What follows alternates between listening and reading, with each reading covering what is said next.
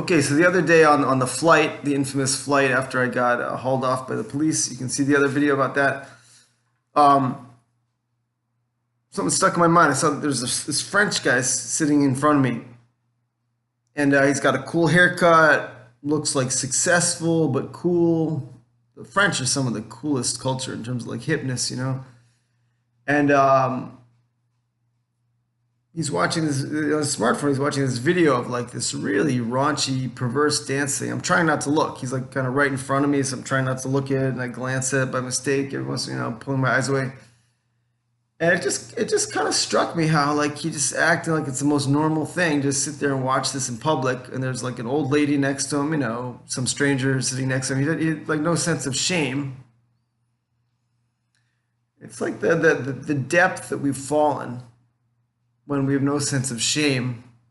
We all have our struggles in life, but if we don't have a sense of shame about our struggles, we can't possibly overcome them.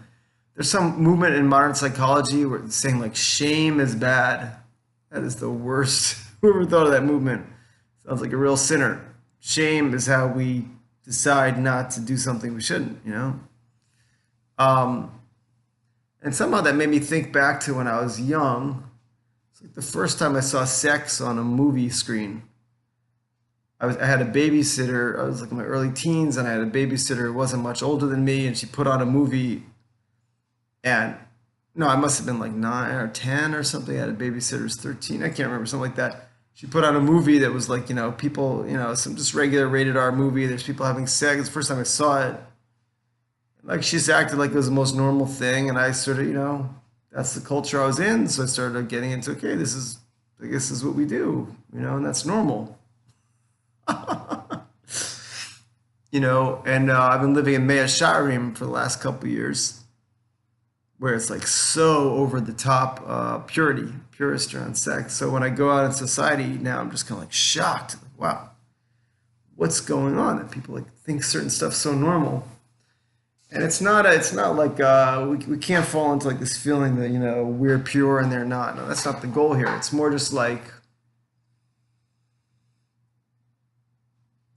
we have to each cultivate our virginity, our purity,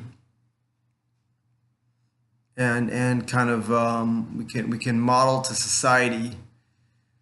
You want to hear a fascinating thing? They say Hitler, the Jews are the moral conscience of society, and Hitler was trying to like kill the moral conscience. You know what I mean?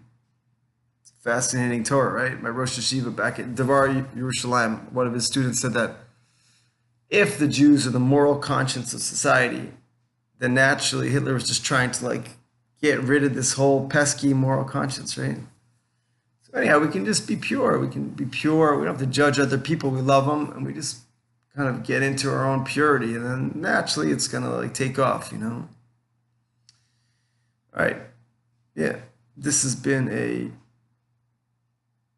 community service announcement from the Jewish people, or one of them.